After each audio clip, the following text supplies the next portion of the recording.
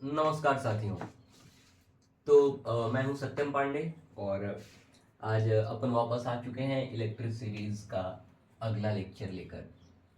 ठीक है, तो पिछले लेक्चर में हमने कॉम्बिनेशन ऑफ रजिस्टर वगैरह पढ़ा था, उसके ढेर सारे न्यूमेरिकल्स किए थे। इस लेक्चर में मैं आपको पढ़ाने वाला हूं heating effects of electric current. ठीक है, क्या पढ़ने वाले हैं भैया आज के लेक्चर में हम? Heating effects of electric current. इस लेक्चर में हम पढ़ने वाले हैं heating effects of electric current, और आखिर में हमारी थोड़ी सी डिस्कशन पावर के ऊपर भी होगी, है ना। Heating effects of electric current और आखिर में हम पावर भी पढ़ेंगे। तो उम्मीद करता हूं कि आप पूरी ऊर्जा के साथ आए होंगे, है ना। ऊर्जा मतलब एनर्जी, है ना, कुछ और नहीं सोचना।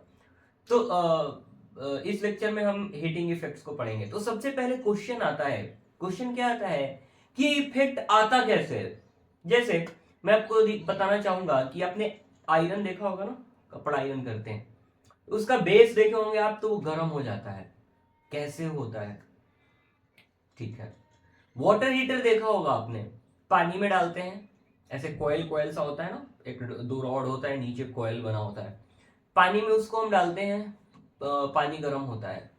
कैसे? कभी कभी आप देखे होंगे कि करंट पास हो रहा है किसी वायर से, वो वायर हीट हो रहा है। कैसे? है ना। तो ऐसा ढेर सारा क्वेश्चन है हमारे दिमाग में कि आखिर हीट हो क्यों रहा है ना। तो कैसे हीट हो रहा है इसको अपन समझते हैं। तो मान लीजिए कि ये कोई कंडक्टर है, ये क्या है? कंडक्टर है, ये कोई कंडक्टर है। अब इसके क्रॉस हम एक पोटेंशियल डिफरेंस अप्लाई कर रहे हैं। क्या अप्लाई कर रहे हैं दोस्त? Potential difference. तो ये इसका पॉजिटिव टर्मिनल, ये नेगेटिव टर्मिनल। करंट हमेशा पॉजिटिव से नेगेटिव की ओर जाता है, पता होगा आपको। अब इसमें होता क्या है कि इसमें ढेर सारे इलेक्ट्रॉन्स होंगे, है ना। इसमें क्या होंगे? ढेर सारे इलेक्ट्रॉन्स होंगे। ठीक है। अब इलेक्ट्रॉन किधर से किधर मूव करते हैं? इलेक्ट्रॉन किधर से किधर मूव करते हैं? इलेक्ट्रॉन करंट के अपोजिट डायरेक्शन में मूव करते हैं। किधर मूव करते हैं दोस्त? अगर करंट ऐसे जा रहा है तो इलेक्ट्रॉन ऐसे मूव करता है। इलेक्ट्रॉन हमेशा करंट के अपोजिट डायरेक्शन में मूव करता है। हाँ, मूव करता है। तो इलेक्ट्रॉन ऐसे मूव करेगा, है ना। अब ऐसा तो है नहीं कि सिर्फ इतने ही इलेक्ट्रॉन है इसमें, इसमें और भी बहुत सारे इलेक्ट्रॉन्स हैं, है ना। और भी बहुत सारे इलेक्ट्रॉन्स हैं। किसी किसी केस में आयन्स होंगे, पॉजिटिव चार्ज भी होंगे। किस केस में आयन होता है? तो इलेक्ट्रोलिसिस वाले केस में आयन होता है, या फिर ऐसा वाला जो भी केस आपने देखा होगा, अंदर इलेक्ट्रोलाइट होता है ना। एनोड होता है, कैथोड होता है, ऊपर से हम एक कनेक्शन लगाते हैं, इधर बल्ब वगैरह लगा देते हैं, तो एक पॉजिटिव चार्ज आता है, एक नेगेटिव चार्ज आता है। जब इस ये वाला कनेक्शन ऐसा वाला देखते हैं ना, इलेक्ट्रोलिटिक सेल वगैरह वाला, तो इसमें पॉजिटिव चार्ज भी फ्लो करता है। ठीक है। तो ये हीट प्रोड्यूस कैसे हो रहा है? जब भी इलेक्ट्रॉन या फिर आयंस फ्लो करते हैं किसी कंडक्टर में, तो वो आपस में क्या करते हैं? कोलाइड करते हैं। क्या करते हैं? कोलाइड करते हैं। एक उधर से और दुम दुम दुम दुम दुम दुम करके दूसरे को धम से मारा, तीसरे को दम से मारा, तो ऐसे क्या होता है? इनका कोलिजन होता है। इस कोलिजन की वजह से हीट रिलीज होती है। इस कोलिजन की वजह से क्या होती है? हीट रिलीज होती है, और वही हीट हमें फील होती है ना। उस वो हीट हम फील कर सकते हैं। तो वो हीट आ कहां से रहा है भाई? Due to the due to the flow of ions in the circuit, due to the flow of ions in the circuit, the due to the flow of ions in the circuit, the ions collide. मैं ion लिख रहा हूं मेरे दोस्त, है ना। The ions collide with each other each other which leads to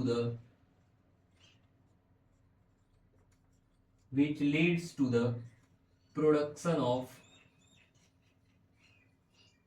production of heat. ठीक है, तो इससे क्या होता है, हीट प्रोड्यूस होता है ना। चलो, अब ये जो हीट वगैरह की कहानी है, ये कहानी कौन दिया था, ये दिए थे जूल साहब। किसने दिया था, जूल साहब ने। तो इसमें क्या होता है समझना थोड़ा, इसके क्रॉस, इस कंडक्टर के क्रॉस हमने पोटेंशियल अप्लाई किया है। मान लो ये कुछ पोटेंशियल डिफरेंस है V, इस कंडक्टर के क्रॉस हमने पोटेंशियल डिफरेंस V अप्लाई किया है। तो ये यहां से कुछ चार्ज फ्लो हो रहा है, मान लेते हैं ये जो टोटल चार्ज है वो है Q। कितना टोटल चार्ज फ्लो हो रहा है, ये टोटल चार्ज फ्लो हो रहा है Q। ठीक है, तो अब ये चार्ज को, अब ये कंडक्टर है तो कंडक्टर में कुछ रेजिस्टेंस होगा। अगर हम उस रेजिस्टेंस के अगेंस्ट हम इस इलेक्ट्रॉन को मूव कराना चाह रहे हैं या करंट को फ्लो कराना चाह रहे हैं, तो हमें क्या करना पड़ेगा, कुछ एक्सटर्नल वर्क करना पड़ेगा। तो वो वर्क आता कहां से है, तो आपको याद होगा पोटेंशियल डिफरेंस क्या था, W/Q। तो यहीं पे हम वर्क डन का रिलेशन लिखेंगे, work done is equal to कितना हो जाएगा, V into Q, potential difference into total charge. सही है, वर्क डन कितना हो जाएगा, potential difference into total charge. अब क्या होगा, अब यहां से क्या करेंगे, हम यहां से अलग अलग रिलेशन निकाल के और इसको हीट में कन्वर्ट करेंगे, हीट का फॉर्मूला निकाल के लाएंगे। तो work done is equal to V I हो गया। हमें क्या पता है, V equal to I R होता है ना, V equal to I R होता है, और I equal to Q by T होता है। तो अगर मैं यहां से Q लिखूं तो Q इक्वल टू क्या हो जाएगा, I इंटू टी। अब इन दोनों को यहां से उठाया जाए और इस वाले फॉर्मूले में पुट कर दिया जाए। तो जो ही मैं इन दोनों को उठा के इसमें पुट करता हूं तो वर्क डन कितना हो जाता है मेरे दोस्त, वर्क डन हो जाता है V की वैल्यू कितनी है, I into R into Q की वैल्यू कितनी है, I इंटू टी। तो ये जो वर्क डन है ये I इंटू आई कितना हो गया, आई स्क्वायर आर टी। ये वर्क डन कितना हो गया, आई स्क्वायर आर टी। अब मैं मान लेता हूं कि जितना वर्क डन हुआ है, जितना भी वर्क हुआ है वो सारा का सारा किस में कन्वर्ट हो जा रहा है, हीट में कन्वर्ट हो जा रहा है। तो जितना वर्क हुआ है सारा का सारा किस में कन्वर्ट हो गया, हीट में। तो हीट कितना हो गया, H equal to I square R T. Heat का फॉर्मूला कितना आ गया मेरे दोस्त, आई स्क्वायर आर टी। सही है। अब मैं ये कह रहा हूं, अब मैं इससे ये कंक्लूड कर रहा हूं कि जो हीट है ना वो डायरेक्टली प्रोपोर्शनल है आई स्क्वायर के, हीट डायरेक्टली प्रोपोर्शनल है आर के, और हीट डायरेक्टली प्रोपोर्शनल है टी के, है। तो यहां से हमें क्या पता लग रहा है कि अगर करंट बढ़ा रहे हैं अपन तो हीट बढ़ेगा, रेजिस्टेंस बढ़ा रहे हैं तो हीट बढ़ेगा, और टाइम बढ़ा रहे हैं तो भी हीट बढ़ेगा। कुछ भी इन तीनों में से बढ़ाएंगे तो हीट बढ़ता जाएगा, हाँ। चलो, अब यहां से बात आती है जूल्स लॉ ऑफ हीटिंग। ये फॉर्मूला किसने दिया था, जूल साहब ने। तो इसका जूल्स लॉ ऑफ हीटिंग का हम स्टेटमेंट देख लेते हैं कि इसका स्टेटमेंट क्या है। This law states that the heat flowing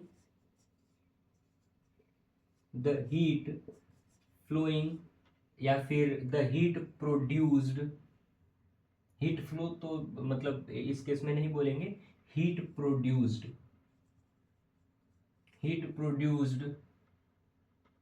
by a conductor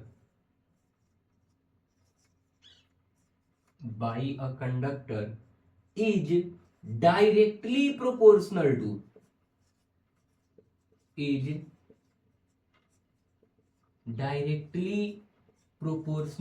the किसके किसके डायरेक्टली प्रोपोर्शनल है, square of current, directly proportional to the square of current. ये कौन सा करंट है, जो पास हो रहा है, किससे पास हो रहा है, कंडक्टर से, directly proportional to the square of current, resistance and the time for which the current was passing. ठीक है, तो ये लॉ क्या कहता है कि ये जो हीट है वो डायरेक्टली प्रोपोर्शनल होगा करंट के स्क्वायर के, रेजिस्टेंस के और टाइम के। ठीक है, तो मैं यहां पर फिर से ये सब लिख भी देता हूं। वेयर आर क्या है, resistance of conductor, resistance of conductor, I क्या है, current passing through the conductor, and T क्या है, time for which the current was flowing in the conductor. ठीक है, तो ये हो गया जूल्स लॉ ऑफ हीटिंग। देखो कुछ भी नहीं है, अगर आप समझ के इन चीजों को लिखोगे तो ये सब ऐसा नहीं है कि इसको रटना पड़ेगा, कुछ रटना नहीं पड़ता है भैया फिजिक्स में, है ना, सिर्फ समझना पड़ता है। क्या समझना है इसमें, इसमें सिर्फ यही समझना है कि जो हीट है वो प्रोपोर्शनल है आई स्क्वायर के, आर के और टी के, है ना। H is equal to I square R T आ रहा है, मतलब ये बढ़ेगा तो ये बढ़ेगा, ये बढ़ेगा तो भी ये बढ़ेगा, और टाइम बढ़ेगा तो भी ये एच बढ़ेगा। तो इन तीनों में से किसी को भी बढ़ाओगे हीट बढ़ेगा, मतलब ये तीनों ही डायरेक्टली प्रोपोर्शनल है किसके, हीट के। तो जूल साहब ने यही कहा, जूल साहब ने कहा कि जो हीट है वो तीन चीजों पर डिपेंड कर रहा है, किस पे, करंट पे, रेजिस्टेंस पे और टाइम पे। तीनों में से किसी को बढ़ाओ हीट क्या होगा, बढ़ेगा। मजेदार चीज क्या था, अगर रेजिस्टेंस को 2 गुना कर दोगे तो हीट भी 2 गुना हो जाएगा, टाइम को 2 गुना कर दोगे तो हीट भी 2 गुना हो जाएगा, लेकिन करंट को अगर 2 गुना करोगे तो हीट 4 गुना हो जाएगा, क्योंकि इसके स्क्वायर के प्रोपोर्शनल है। अगर करंट को 3 गुना करोगे तो हीट 9 गुना हो जाएगा, 9 टाइम्स हो जाएगा। क्यों, क्योंकि इसके स्क्वायर के प्रोपोर्शनल है। आ रहा है समझ, चलो, तो हमने हीट की बात कर ली। अब इसके बहुत सारे एप्लीकेशन है, इलेक्ट्रिक गीजर है, और क्या है, वो वाटर हीटर है, वो हेयर ड्रायर है, ये सारे एप्लीकेशन इसके हैं। ठीक है, अब आगे बात करते हैं पावर की। ठीक है, यहाँ तक आपको क्लियर होगा मेरे ख्याल से। चलो आगे बात करते हैं पावर की। पावर क्या होता है, पावर क्या होता है,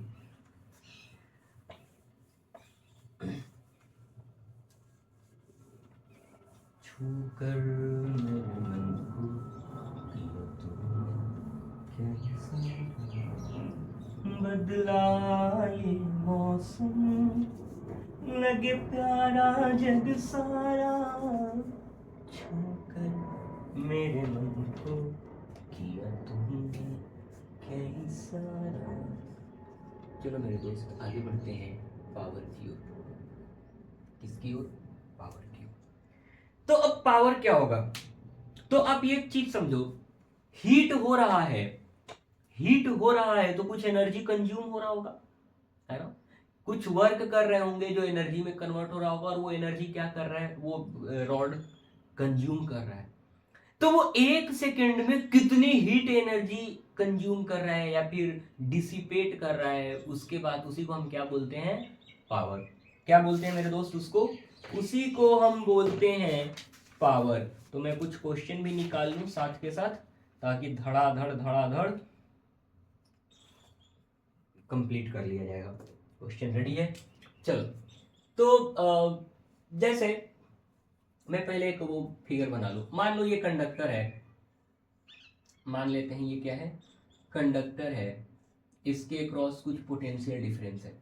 तो अब हमको क्या करना है, ये सारे इलेक्ट्रॉन वगैरह है ना, अब इसके क्रॉस पोटेंशियल डिफरेंस भी है, ये पॉजिटिव टर्मिनल, ये नेगेटिव टर्मिनल। अब क्या कर, इसमें क्या कह रहा हूं मैं कि अगर हमें इससे करंट फ्लो कराना है तो करंट एक ही कंडीशन में फ्लो होगा, जब ये बैटरी एक्टिव हो, है ना। अगर डेड सेल लगा दे तो काम करेगा क्या, नहीं। तो एक्टिव है मतलब इसके अंदर जो केमिकल रिएक्शन है वो चलता रहना चाहिए। बैटरी के अंदर क्या होता है, इलेक्ट्रोलाइट होता है, वहां पर केमिकल रिएक्शन होता है और वो करंट प्रोड्यूस होता है ना।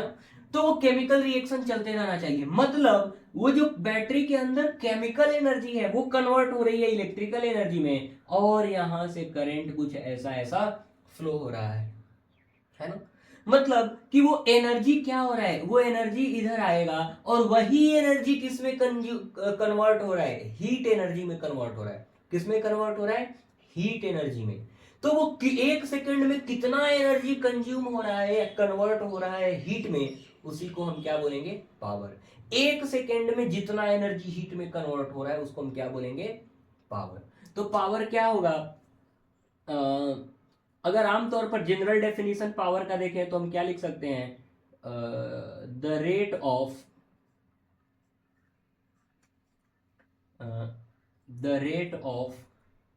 Doing work, the rate of doing work is known as power, है ना। ये 9th में भी पढ़ा होगा हमने। एक्चुअली ये किसके वर्क की बात कर रहा है, किस वर्क का रेट निकाला जा रहा है, जो ये बैटरी कर रहा है, 1 सेकेंड में कितना हीट एनर्जी प्रोड्यूस हो रहा है या हीट में कन्वर्ट हो रहा है, उसी को हम क्या बोलेंगे, पावर। तो पावर इक्वल टू क्या होता है, W अपॉन टी, या फिर अगर यही वर्क एनर्जी में कन्वर्ट हो गया तो इसको हम लिखते थे E अपॉन टी, है ना।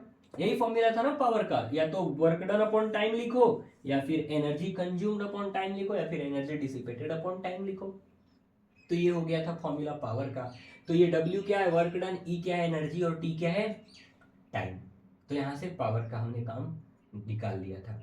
अब W को हम क्या लिख सकते हैं, W को हम क्या लिख सकते हैं, W equal to I square R T लिखा था हमने पिछले वो पिछली बार जब हमने बोर्ड पे लिखा था तो W equal to I square R T लिखा था। तो अब यहां से पावर देखो क्या आ जाएगा, I square R into T divided by T.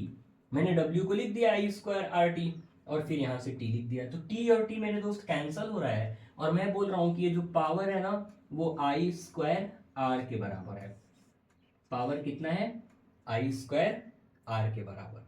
अब मेरे मन में कुछ और फॉर्मूला आ रहा है, क्या आ रहा है, मैं ये बोल रहा हूं कि अगर मैं V equal to I R को अप्लाई करूं यहां से, तो क्या मैं पावर को लिख सकता हूं I into I R, I square है ना।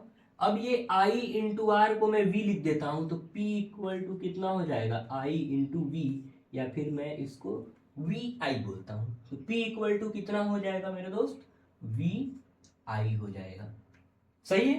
तो पावर का एक फॉर्मूला और आ गया। क्या मैं इसको और दूसरे तरीके से लिख सकता हूं, बिल्कुल। हमें पता है कि ये I equal to V by R भी लिखा जा सकता है। तो पावर इज इक्वल टू क्या हो जाएगा, V इंटू आई को क्या लिख दूं, V अपॉन आर। तो पावर हो जाएगा V इंटू वी, यानी कि V square divided by R. तो मैंने पावर को 3 तरीके से लिखा है। कैसे, पावर को मैंने एक करंट के टर्म्स में लिखा है, एक करंट और पोटेंशियल डिफरेंस के टर्म में लिखा है, और एक सिर्फ पोटेंशियल डिफरेंस के टर्म में लिखा है ना। 3 तरीके से मैंने लिखा है। चलो कुछ क्वेश्चन करते हैं। अच्छा, एक बार मैं फ्यूज के बारे में बता दूं, फ्यूज क्या होता है। फ्यूज होता है एक सेफ्टी डिवाइस, है ना, जो हमारे घरों में फ्यूज लगा रहता है। एक्चुअली होता क्या है कि मान लो ये कोई कंडक्टर है, या फिर ये कोई इलेक्ट्रिकल अप्लायंसेज है हमारे घर के, है ना, टीवी, फ्रिज, कुछ भी, यहां से करंट जा रहा है।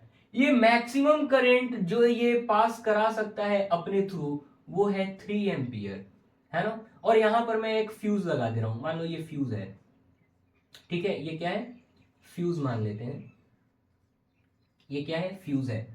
तो इसमें क्या होता है, ये एक सेफ्टी डिवाइस है।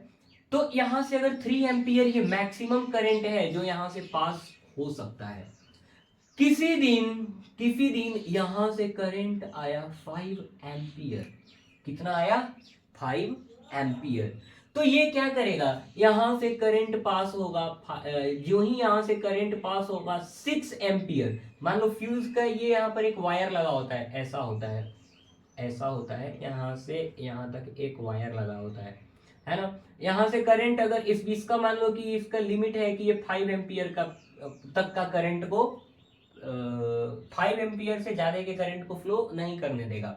तो इसमें क्या होगा, जो ही करंट 6 एम्पियर का जाएगा ये यहां से ब्रेक हो जाएगा। जो ही यहां से ब्रेक होगा यहां से कनेक्शन टूट जाएगा और इधर कोई भी करंट नहीं फ्लो होगा।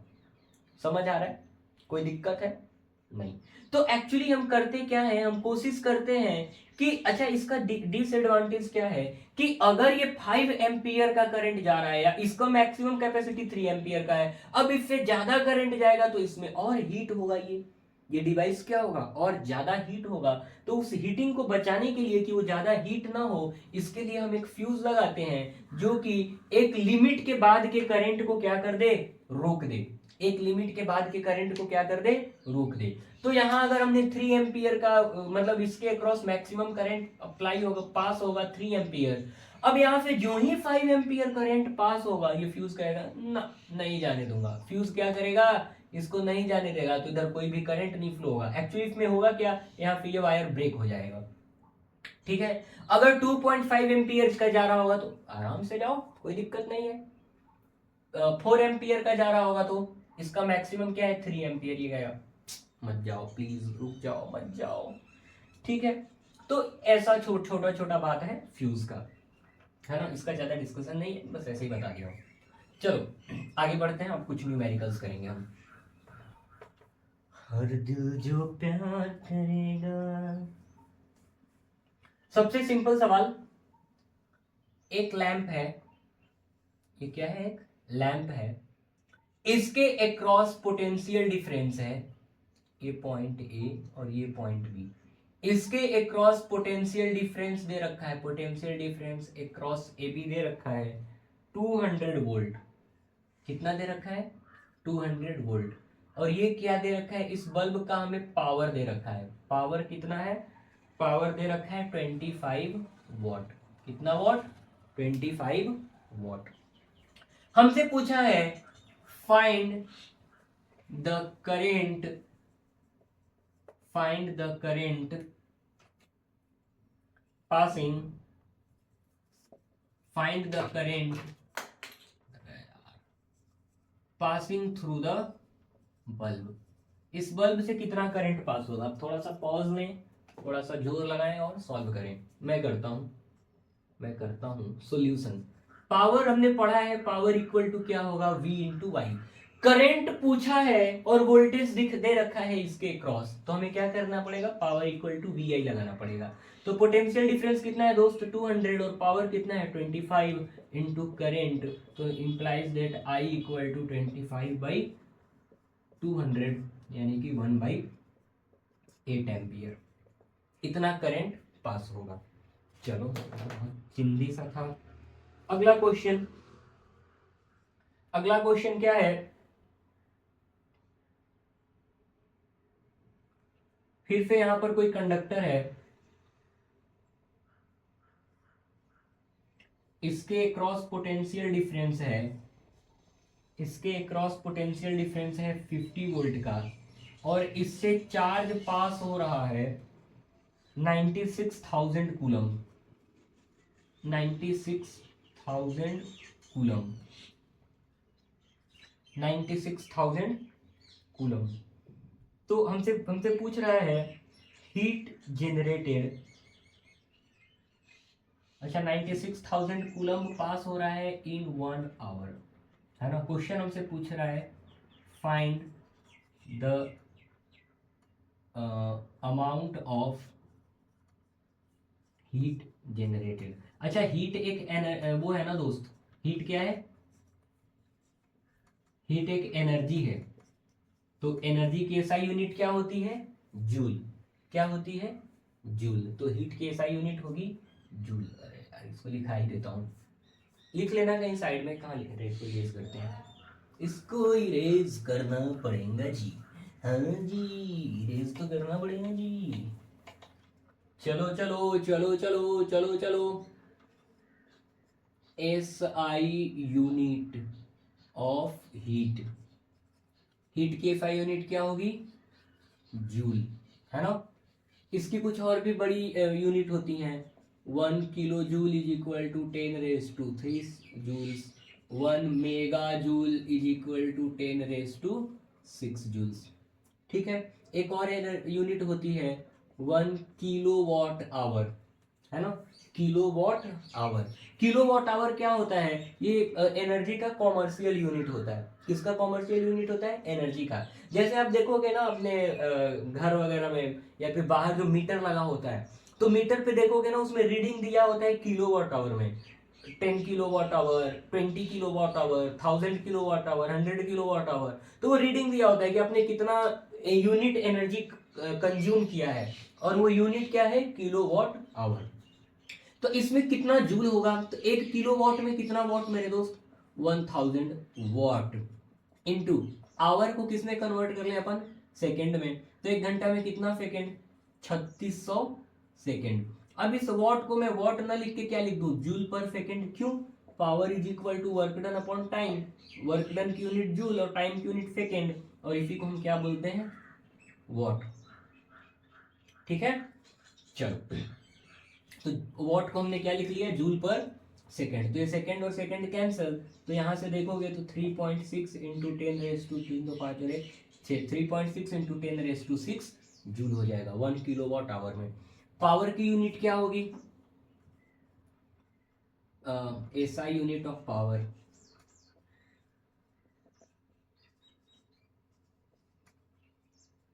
पावर की एसआई यूनिट क्या होती है दोस्त, ये होती है वाट, और इसी को हम क्या बोलते हैं, जूल पर सेकेंड।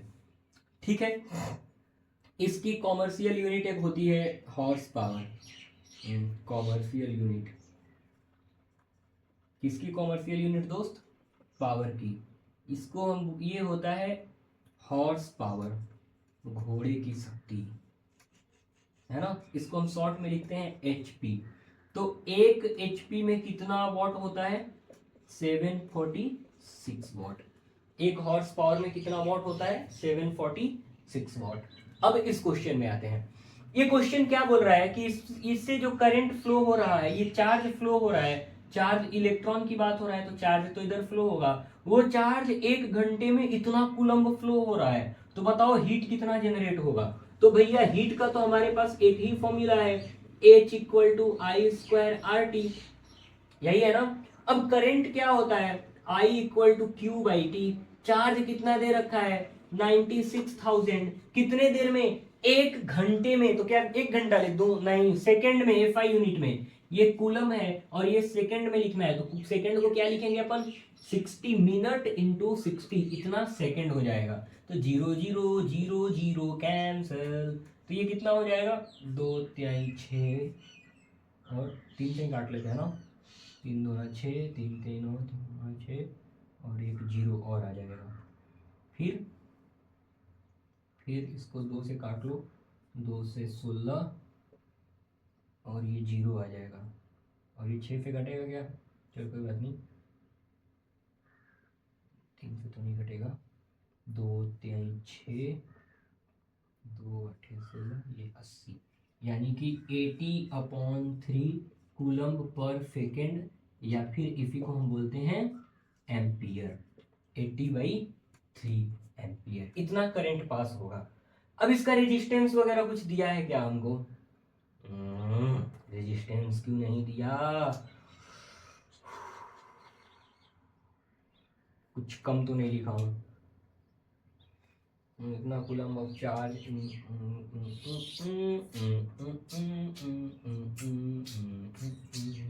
तो कोई बात नहीं, तो हमें क्या पता है, V equal to I R, तो R इक्वल टू क्या हो जाएगा, V अपॉन आई, तो V की वैल्यू कितनी है 50 और I की वैल्यू कितनी है 80/3, तो ये हो जाएगा 50 इंटू 3 डिवाइडेड बाई 80, तो 0 से 0 कैंसल, ये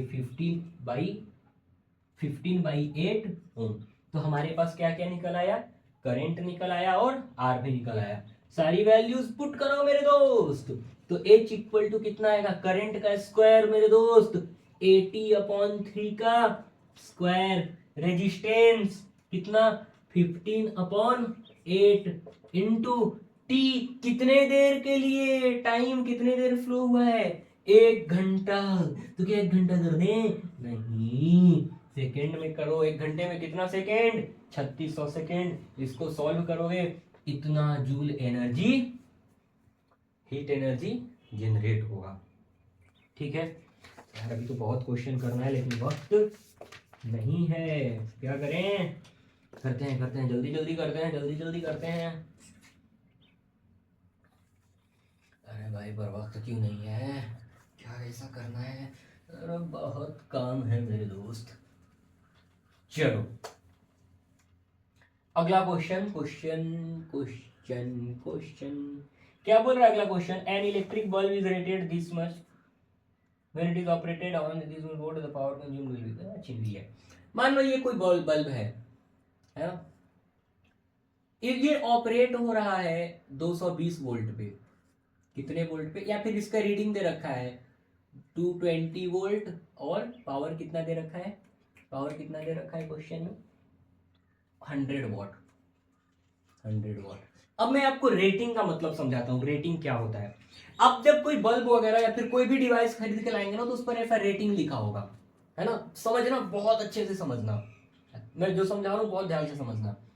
इसका मतलब क्या है, सबसे पहले तो ये क्या बोल रहा है, 220 वोल्ट, मतलब अगर आप इस बल्ब को 220 वोल्ट पर ऑपरेट करोगे ना, तो ये सबसे बेस्ट एफिशिएंसी देगा, मतलब सबसे ज्यादा एफिशिएंट रहेगा, सबसे अच्छा ग्लो करेगा, है ना। कम कर दोगे तो भी अच्छा नहीं काम करेगा, और ज्यादा कर दोगे तो भी अच्छा काम नहीं करेगा। पोटेंशियल डिफरेंस आपको इतना रखना पड़ेगा। ये वॉट है, 100 वॉट। ये क्या कह रहा है कि ये जो बल्ब है ना, ये 1 सेकेंड में 100 जूल एनर्जी कंज्यूम करता है। क्या करता है, 100 जूल एनर्जी कंज्यूम करता है। समझ आ रहा है रेटिंग का मतलब, क्लियर है आपको, ठीक है।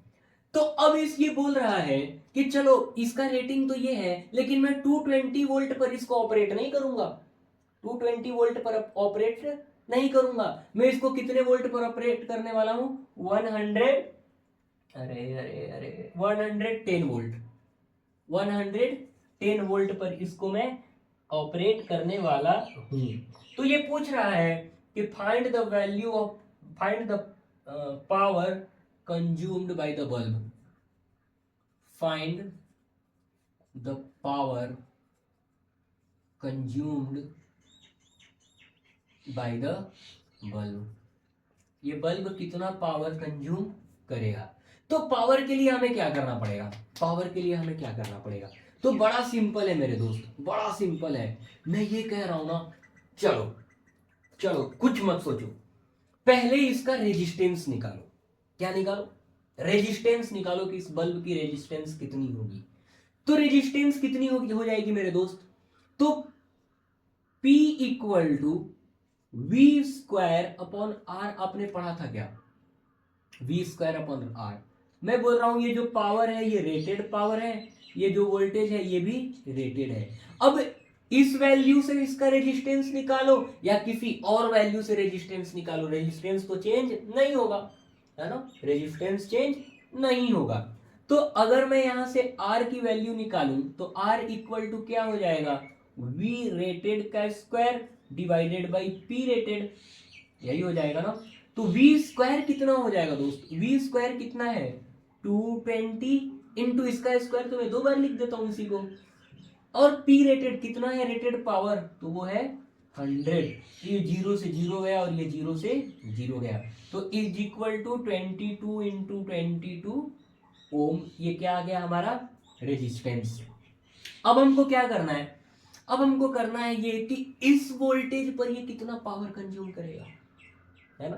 तो मैं बोलता हूं चलो P is equal to power, जो कंज्यूम्ड पावर है, P consumed is equal to V given, ये जो गिवन वैल्यू है, तो V स्क्वायर और डिवाइडेड बाई R।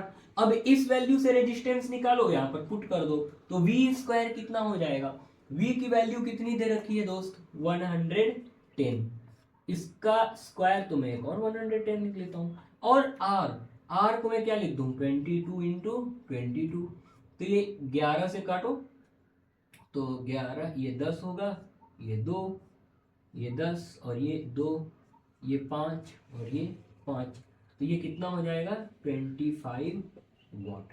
कितना पावर होगा भैया इसका 25 वॉट, ठीक है। और क्वेश्चन, और क्वेश्चन करो, इसको करो फिर आगे बढ़ते हैं।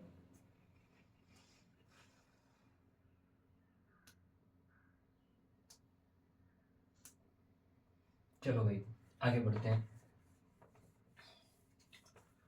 सुना है तेरे दिल पे मेरा कहीं ना लिखा है। चलो क्वेश्चन नंबर 10 मेरे दोस्त, या फिर पता नहीं कौन सा है। बुक में, यहाँ बुक में 10 है। 2 lamps, one rated 100 watt at 220 volt and the other 60 watt at 220 volt are connected in series to electrical mains supply. What current is drawn from the line of supply if the voltage is 220 volt? दो current, दो bulb है, बहुत ध्यान से सुनना, बहुत सारा concept clear होगा इस क्वेश्चन से। इन दोनों बल्ब को 220 वोल्ट पावर सप्लाई से कनेक्ट कर दिया गया है, 220 वोल्ट। इसका रेटिंग क्या दे रखा है? इस बल्ब का रेटिंग दे रखा है 220 वोल्ट 100 वॉट। इसका रेटिंग दे रखा है 220 वोल्ट और 100 वॉट। इसका रेटिंग क्या दे रखा है? 60 वॉट, 220 वोल्ट और 60 वॉट। ठीक है, पूछ रहा है, क्या पूछ रहा है? What current is drawn from अच्छा वो सीट, इनको पैरेलल में कनेक्ट किया गया है। फिर मिटाना पड़ेगा यार, कोई बात नहीं, कोई बात नहीं।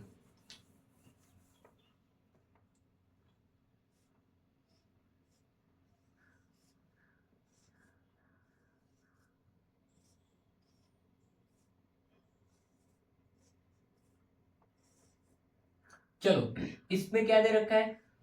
100 वॉट 220 वोल्ट इसकी रेटिंग दे रखी है, और इसकी 60 नहीं, इसकी कितनी थी? 100 वॉट 220 और 60 वॉट 220, 60 वॉट 220 वोल्ट। अब यहां से पावर सप्लाई दे रखा है 220 वोल्ट का। क्वेश्चन हमसे क्या पूछ रहा है? What current is drawn from the line of supply voltage, what find the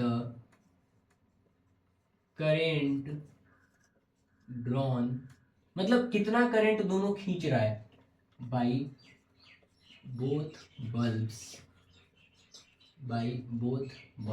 कितना करंट उसमें जाएगा। तो मैं ये सोच रहा हूं ना कि ये जो बल्ब है इसका कुछ रेजिस्टेंस होगा, है ना? दोनों बल्ब का कुछ रेजिस्टेंस होगा। तो चलो दोनों बल्ब का रेजिस्टेंस निकाल लेते हैं और इसको एक रेजिस्टर की तरह ट्रीट कर लेते हैं। अच्छा, हाँ कर सकते हैं, तो चलो करते हैं मेरे दोस्त। तो यहां से मैं बोल रहा हूं कि ये भी एक कोई रजिस्टर होगा जिसका कुछ रेजिस्टेंस होगा, और ये भी कोई रजिस्टर होगा जिसका कुछ रेजिस्टेंस होगा, है ना? यहां से 220 वोल्ट हम पावर सप्लाई दे रहे हैं। अब इसका रेजिस्टेंस कितना होगा, है ना? इसको मैं 1 मान लेता हूं और इसको मैं 2 मान लेता हूं। तो रेजिस्टेंस ऑफ 1 या फिर power of 1 is equal to V square of 1 divided by resistance of 1। अब यहां से अगर मैं बोलूं कि फर्स्ट का रेजिस्टेंस कितना आएगा, तो ये कितना आएगा? v1 square divided by p1। तो v1 का स्क्वायर कितना होगा दोस्त? देखो वोल्टेज कितना है इसका, फर्स्ट वाले का 220 का स्क्वायर, या फिर 220 गुणा 220 और डिवाइडेड बाई 100। तो एक जीरो से एक जीरो कैंसिल, एक जीरो से एक जीरो कैंसिल, तो ये 22 इंटू 22 ओम। दूसरे का देखो P2 is equal to V square by R2। अब R2 में बोलूं तो कितना हो जाएगा? V2 square divided by P2। अब V2 कितना है? 220 इंटू 220 डिवाइडेड बाई पावर कितना है सेकेंड वाले के साथ? सेकेंड वाले का पावर कितना है? 60 वॉट। तो ये 60 हो जाएगा, तो ये 0 से 0, ये कितना हो जाएगा? 2 3 6 और ये 2 से 11, और तो नहीं कैंसिल हो रहा है ना, तो ये हो जाएगा 22 इंटू 11 डिवाइडेड बाई 3, या फिर इसको ऐसा ही करते हैं 22 इंटू 22 डिवाइडेड बाई 6 ही रहने देते हैं, कोई काट पीट करने की जरूरत नहीं है, कैलकुलेशन ईजी होगा, है ना? ऐसा ही छोड़ देते हैं। तो इसका रेजिस्टेंस कितना हो जाएगा?